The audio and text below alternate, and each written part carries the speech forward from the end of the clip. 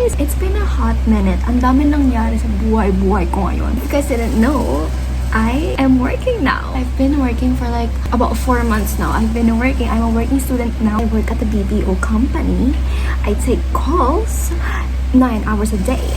But I also go to school. It's hard. It's very hard. Kasi ang kalaban ko dito is puyat and pagod and all the jazz. So ngayon, I'm trying so hard to focus kasi nitong mga nakaraang week na online kami, nag-discussion kami. Tapos next week na kasi F2F na namin. F2F week yun. Kaya it's gonna be hell week next week. Kaya I'm trying to prepare myself. RD ko ngayon, rest day ko ngayon, Thursday and Friday. And then bukas, may F2F kami for our major subject dahil didactics namin bukas. And then, after nun, I'm gonna have to go directly, didiretso ako sa work. Kasi ang work ko is 7 to 4 a.m. So, I really need to keep up. I need to keep up with our lessons. Buti na lang may mga recorded lectures kami na pwede kong balikan. Kasi guys, nung online class namin, like, I'm awake for like 1 to 2 hours. 3 hours kaming nagle-lesson. I cannot keep up with it. Kasi nga, diba, 7 a.m., labas ko sa work, 4 a.m., bitch, I'm tired, I'm sleepy. Try my best to participate sa mga unang hours. Pero, to tell you honestly, after nun, I'm in dreamland. Gonna keep up. Kasi nga, pag F2F na kami, pag F2F namin, doon kami nag-quiz. Hindi kami nag-online quiz na. Kaya kailangan mag-keep up. Last week, I mean, nag-quiz kami. Okay naman ang score, but kailangan mag-double time. Trying my best to be like the responsible working student that's also she's got her life together. I'm trying my best to juggle those things together. Basta guys, alam ko na naman kinakwento, mahirapan naman ako mag-edit. And this is my reviewer, by the way. Thank you sa mga higher levels namin, ang mga ate kuya na masisipag, sa mga seniors namin na masisipag at mababait. And so fucking generous. Literally, yung mga reviewers sila yung dahilan kung bakit dito pa ako sa nursing o kung bakit nag-aaral pa ako. It's like my guide. Pero kasi, nung nag-online class kami nung nakaraan, halos lahat is wala sa PPT. And halos lahat sinasabi lang nila. Kaya kailangan kong like, kailangan ko talagang makinig at kailangan ko talagang mag-type down. Buti na lang talaga may video recording. Kaya yun yung papanoorin ko ngayon ay mag-type down ako dito. I'm gonna blur this out kasi bawal magpakita ng mga recording. So, thank you, Juliana. Charot lang. Topic namin ngayon is disturbances in oxygen exchange and utilization. This is our week 3 topic. Week 3 and week 4 ang aaralin ko ngayon. So, yung ngayong week and then yung next week na ituturo pa lang sa amin. Hopefully guys, matapos ko itong recording na to kasi I tried, okay, nitong nakarang araw. And hanggang 6 minutes lang ako. At 12:24 a.m. I need to finish this before 3 a.m. Kasi may pasok pa kami bukas. I need to wake up at like 8 a.m. So yeah. Bye! I'm just a clown.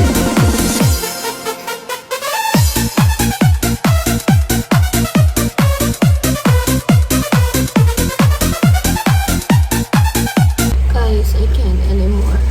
Matapos ako 50 to 30 minutes. So I still have 1 hour and 10 minutes to finish. And I think sa Sunday ko na siya papanoorin. Ang dami kong sinulat kasi mostly talaga sinasabi lang. Finished 5 pages. So mostly natin nila. Tapos parang intro. Simula ko pa lang mga diseases. Pabalikan ko emphysema. Sleep now guys.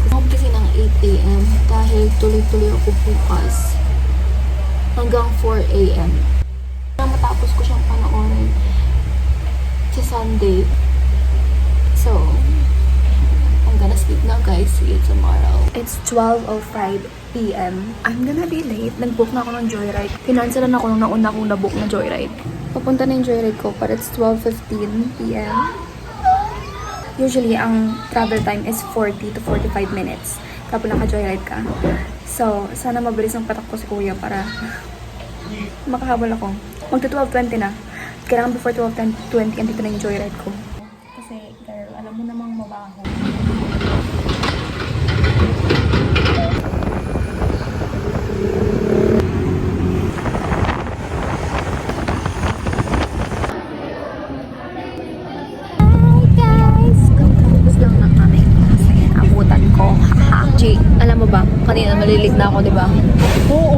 Inabutan ko kasi late sila natapos sa last class, yung first section. Kaya nakaabot ako. Ha ha ha ha. Ikaw, G, what can you say about our didactics kanina? Grabe magbardugalan yung Kasi nagde-demo, di ba? Nagde-demo. So what? Sabi niya to. Nag-ano kami guys, surgical scrubbing, surgical scrubbing, gowning and gloving. Yeah. So,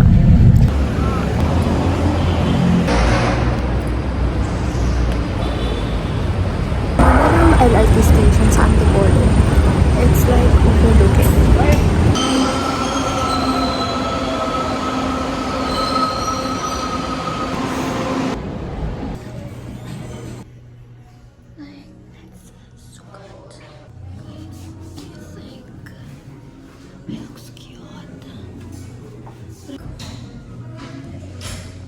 Guys, I just got home. I need to... May pasok ako sa work mamayang 7. Kasi hindi pa nababago yung schedule ko na 8. Dumating na parcel. So, nila. Or maybe... Hi guys, I'm getting ready for work. Paalis na ako ngayon. It's 6 p.m. na, 6:04 to be exact. And I need to go. Nagbaon ako ng kanin, ng ulam, dahil nag-joyride tayo kanina. Kaya atin magtipid-tipid ng pera, okay? So I'm gonna go na guys. Magdalagay ako ng tubig sa tumbler ko and I'm gonna go na. Bye. Guys, it's 6:48 p.m. I think hindi naman ako malilate. Bilisan ko lang. Shit, di pa Guys, andito na tayo. Andito na tayo sa work. Check. Guys, I'm all set. I'm gonna go inside now to work. It's 6:54 p.m. Okay, bye. See you later sa break or lunch. Bye.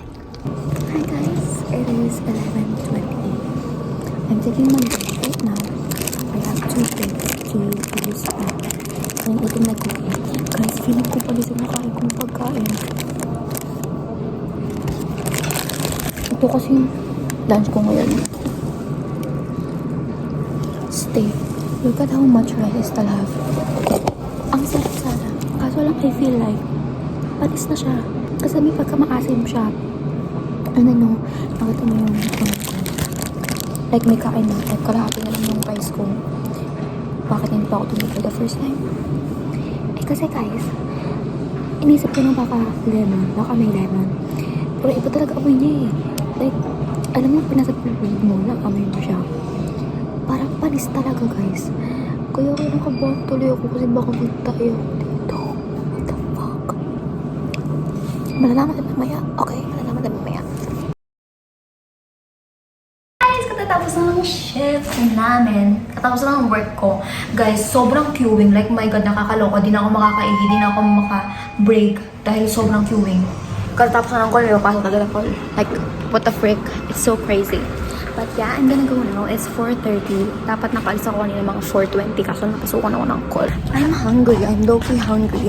But I'm so tired, guys. Inisip ko pa lang yung klase ko next week dahil FTF kami, full FTF kami. Tapos may face-to-face class kami. Tapos meron pa kami may case presentation pa kami. Like, what the hell? Ano nang mangyayari sa akin? Feeling ko talaga zombie ako next week. My God, Cassie. So, sana may jeep na agad. Dahil gusto ko nang umuwi. Uwing-uwi na ako. Pag mga gantong oras kasi, guys. May ba akong alasing ko nito, girl. Anyway, guys. This is the fit check. Fit check. Guys, I'm so scared na feeling ko magkaka-nip slip ako dito. Kasi look at my fit. Look at my fit. Oh my God. Tapos, ang bra ko pa is like, alam mo yung yung bra lang na oh my God, ba't ka nakatingin sa dede ko? Yung bra lang na walang strap. Kasi napigtas kanina yung strap. Dahil sobrang sigip na itong top na to. Small to, guys. Small. Para fitted na fitted talaga. Oh my God. Napigtas yung strap. Ay, nainis na ako. Hindi ko na siya binalik. Tinanggal ko na yung strap. Kaya parang naka-banjo lang sa akin. Guys, umaya pa yung jeep nito. Nakakainis. Walang jeep. I'm so hungry. But I don't wanna eat anything kasi hindi ako antukin mamaya. Gusto ko pag-uwi ng bahay, tulog ako agad. Kasi guys, I need to keep up. Di ba nga nung nakaraan, sabi ko sa inyo, kailangan kong tapusin yung 1 hour tira kong lecture na kailangan panoorin. Hindi ko pa tapusin. By the way guys, hindi ako nakabili ng notebook pati ng ballpen. Kasi, putang ina, notebook, ballpen, 1/4 paper. Kasi alam mo ba, sa lahat ng National Bookstore, wala silang stock. I haven't tried to search sa sa Cubao, sa National Bookstore ng Cubao. Nakasearch ako sa, naganap ako sa National Bookstore. Sa National Bookstore Farmers. Kaso lang wala silang stock. Ang ina girl, nakaka-bad trip. Guys, look at this. Wala talang darating. It looks like mold. Wait. Teka lang. Like, walang sasakyan. Charot, meron sasakyan. It's, I'm hungry. I'm low-key hungry. Check. I don't know why I'm so fucking hyper. Kanina inantok kami kasi nag-meeting kami kanina. Nag-meeting kami and antok na antok ko guys. Like, gusto ko nang matulog. Ngayong hyper ako ngayon. My gosh. Daldal akong daldal.